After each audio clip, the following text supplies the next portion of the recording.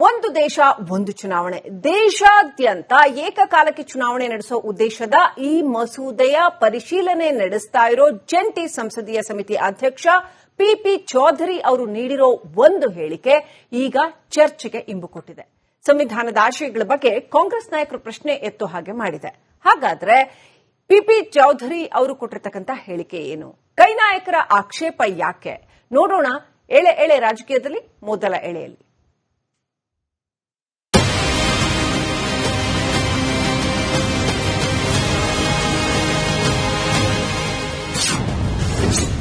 ಒಂದು ದೇಶ ಒಂದು ಚುನಾವಣೆ ಕನಸು 2029ಕ್ಕೆ ದೇಶದಲ್ಲಿ ಆಗುತ್ತಾ ನನಸು. ಒಂದು ದೇಶ ಒಂದು ಚುನಾವಣೆ ಕಳೆದ ಹಲವು ವರ್ಷಗಳಿಂದ ದೇಶದ ರಾಜಕೀಯದಲ್ಲಿ ನಿರಂತರವಾಗಿ ಚರ್ಚೆಯಾಗುತ್ತಿರುವ ಈ ಘೋಷಣೆ ಈಗ ಒಂದು ಹೇಳಿಕೆಯೊಂದಿಗೆ ಮತ್ತೆ ದೊಡ್ಡ ರಾಜಕೀಯ ಕಿಡಿ ಹೊತ್ತಿಸಿದೆ.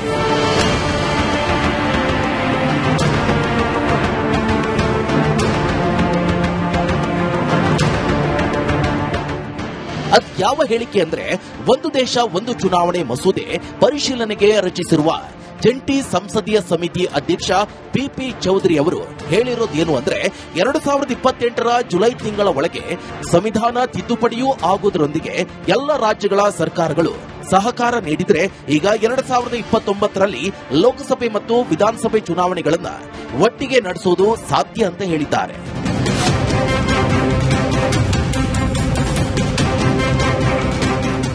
ಪಿಪಿ ಚೌಧರಿ ಅವರ ಈ ಹೇಳಿಕೆಯೇ ಈಗ ಟಾಕಿಂಗ್ ಪಾಯಿಂಟ್. ಯಾಕಂದ್ರೆ ಪಿಪಿ ಚೌಧರಿ ಅವರ ನೇತೃತ್ವದ ಜಾಯಿಂಟ್ ಪಾರ್ಲಿಮೆಂಟರಿ ಕಮಿಟಿ ಪರಿಶೀಲಿಸುತ್ತಿರುವ ಸಂವಿಧಾನದ 129ನೇ ತಿದ್ದುಪಡಿ ಮಸೂದೆ ಮತ್ತು ಕೇಂದ್ರಾಡಳಿತ ಪ್ರದೇಶಗಳ ತಿದ್ದುಪಡಿ ಮಸೂದೆಯಲ್ಲಿ 2029ಕ್ಕೆ ಚುನಾವಣೆ ನಡೆಸುವ ವಿಚಾರವೇ ಇಲ್ಲ. ಅಲ್ಲಿರೋದು ಏನು ಅಂದ್ರೆ, ಲೋಕಸಭೆಯ ಪೂರ್ಣ ಅವಧಿಯೊಂದಿಗೆ ವಿಧಾನಸಭೆಗಳ ಅವಧಿಯನ್ನ ಹೊಂದಿಸಿ ಏಕಕಾಲಕ್ಕೆ ದೇಶಾದ್ಯಂತ ಚುನಾವಣೆ ನಡೆಸುವಂತೆ ಮಾಡುವ ಒಂದು ಚುನಾವಣಾ ಪರಿವರ್ತನಾ ವ್ಯವಸ್ಥೆಯನ್ನ ರೂಪಿಸುವ ವಿಚಾರ ಸಂಸದೀಯ ಸಮಿತಿ ಪರಿಶೀಲಿಸುತ್ತಿರುವ ಮಸೂದೆಯಲ್ಲಿದೆ.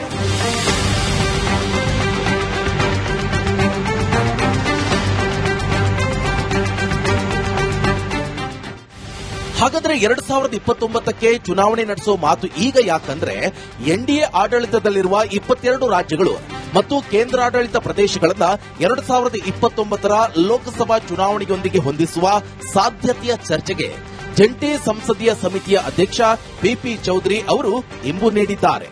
ಮತ್ತೆ ಇವತ್ತು 22 ರಾಜ್ಯಗಳಲ್ಲಿ ನಮ್ಮ ಸರ್ಕಾರ ಇದೆ.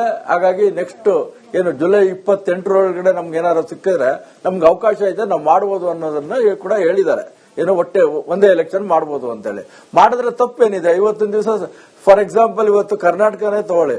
ಇವತ್ತು 2028ಕ್ಕೆ ಏನು ಇವತ್ತು ಇಲ್ಲಿಂದ ಟರ್ಮ್ ಮುಗೀತದೆ, ಬೇಡ 29 ಇನ್ನೊಂದು ವರ್ಷ ಯಾರು ಇವತ್ತು ಸಿಎಂ ಆಗಿದ್ರೆ ಅವರೇ ಕಂಟಿನ್ಯೂ ಆಗಲಿ, ಅಥವಾ ಅವ್ರ ಪಾರ್ಟಿಯವ್ರು ಯಾರನ್ನಾದ್ರೂ ನಿರ್ಧಾರ ಮಾಡ್ಲಿ. ಇವತ್ತಿನ ದಿವಸ ಒಂದು ವರ್ಷ ಮುಂದಕ್ಕೆ ಹೋದ್ರೂ ಪರವಾಗಿಲ್ಲ. ಅದರಲ್ಲೂ ಬಹುಮುಖ್ಯವಾಗಿ ಎನ್ಡಿಎ ಅಧಿಕಾರದಲ್ಲಿರುವಂತಹ ಈ 22 ರಾಜ್ಯಗಳ ಪೈಕಿ 11 ರಾಜ್ಯಗಳು 2029ರ ಲೋಕಸಭಾ ಚುನಾವಣೆಗೆ ಮುನ್ನವೇ ವಿಧಾನಸಭಾ ಚುನಾವಣೆ ಎದುರಿಸಬೇಕಾಗಿದೆ.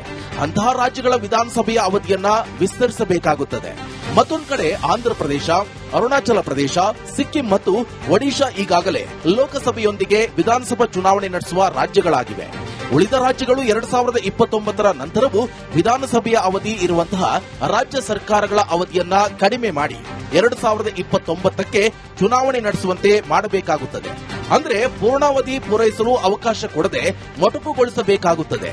ಹೀಗೆ ಸರ್ಕಾರದ ಅವಧಿ ಮುಕ್ತಾಯಗೊಳ್ಳುವ ಮೊದಲೇ ಹೀಗೆ ಮೊಟಕು ಮಾಡುವ ಪ್ರಕ್ರಿಯೆಯ ವಿಚಾರವೇ ಈಗ ಚರ್ಚೆಯ ಕೇಂದ್ರ ಬಿಂದು.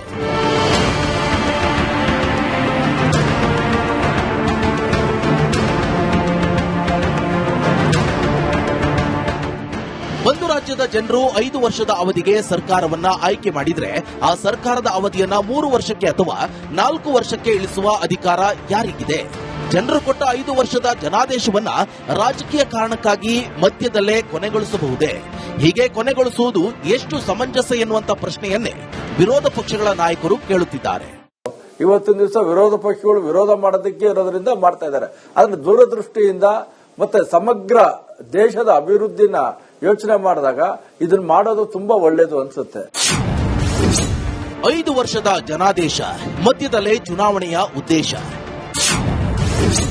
ಒಂದೇ ಚುನಾವಣೆ ಹೆಸರಲ್ಲಿ ಜನರ ಹಕ್ಕು ಮೊಟಕಿಗೆ ವಿಪಕ್ಷ ಆಕ್ಷೇಪ. ಒಂದು ದೇಶ ಒಂದು ಚುನಾವಣೆ ಮಸೂದೆ ಪರಿಶೀಲನೆಗೆ ರಚಿಸಿರುವ ಜಂಟಿ ಸಂಸದೀಯ ಸಮಿತಿ ಅಧ್ಯಕ್ಷ ಪಿಪಿ ಚೌಧರಿ ಅವರ ಹೇಳಿಕೆಗೆ ಮಾಜಿ ಕೇಂದ್ರ ಸಚಿವ ಪಿ ಚಿದಂಬರಂ ಆಕ್ಷೇಪ ವ್ಯಕ್ತಪಡಿಸಿದ್ದಾರೆ. ಒಂದು ರಾಜ್ಯದ ಶಾಸಕಾಂಗ 5 ವರ್ಷಗಳ ಅವಧಿಗೆ ಆಯ್ಕೆಯಾಗುತ್ತದೆ. ಅದರ ಅವಧಿಯನ್ನ ಕಡಿಮೆ ಮಾಡುವುದು ಸಂವಿಧಾನದ ಮೂಲ ರಚನೆಗೆ ವಿರುದ್ಧವಾಗಬಹುದು ಅಂತ ವಾದಿಸಿದ್ದಾರೆ. ಅವರು ಒಂದು ದೇಶ ಒಂದು ಚುನಾವಣೆ ಪ್ರಸ್ತಾಪವನ್ನ ಅಸಂವಿಧಾನಿಕ ಹಾಗೂ ಅತ್ಯಂತ ಗಂಭೀರ ಸಮಸ್ಯೆಗಳನ್ನ ಸೃಷ್ಟಿಸುವ ಕ್ರಮ ಅಂತ ಕಟುವಾಗಿ ಟೀಕಿಸಿದ್ದಾರೆ.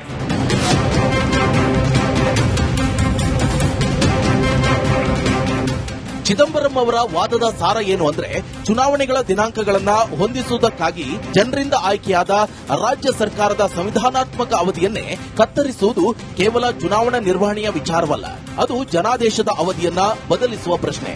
ಒಂದು ಸರ್ಕಾರವನ್ನ ಜನರು ಆಯ್ಕೆ ಮಾಡಿರುವ ಅವಧಿ 5 ವರ್ಷವಾದರೆ ಆ ಅವಧಿಯನ್ನ ರಾಷ್ಟ್ರೀಯ ಚುನಾವಣಾ ಕ್ಯಾಲೆಂಡರ್ಗೆ ಹೊಂದಿಸಲು 3 ವರ್ಷಕ್ಕೆ ಇಳಿಸುವುದು ಅಥವಾ 4 ವರ್ಷಕ್ಕೆ ಇಳಿಸುವುದನ್ನ ಸಣ್ಣ ಆಡಳಿತಾತ್ಮಕ ಬದಲಾವಣೆಯಂತ ನೋಡಲು ಸಾಧ್ಯ ಇಲ್ಲ ಎಂಬುದು ಅವರ ವಾದ. ಹಾಗಾದ್ರೆ ಈ ಬಗ್ಗೆ ಸಂವಿಧಾನ ಏನ್ ಹೇಳುತ್ತೆ? ಹೀಗೆ ರಾಜ್ಯಗಳು ಜನಾದೇಶದ ಮೂಲಕ ಪಡೆದ ಶಾಸಕಾಂಗದ ಅವಧಿಯನ್ನ ವಿಸ್ತರಿಸುವುದು ಅಥವಾ ಮೊಟಕುಗೊಳಿಸುವುದು ಸರಿಯೇ, ತಪ್ಪೇ? ಹೀಗೆ ಅವಧಿಯ ವಿಸ್ತರಣೆ ಅಥವಾ ಮೊಟಕು ಹಿಂದೆ ಆಗಿತ್ತೆ, ಯಾವಾಗ? ಆ ವಿವರಗಳು ಈ ಎಳೆ ಎಳೆ ರಾಜಕೀಯದ ಮುಂದಿನ ಎಳೆ.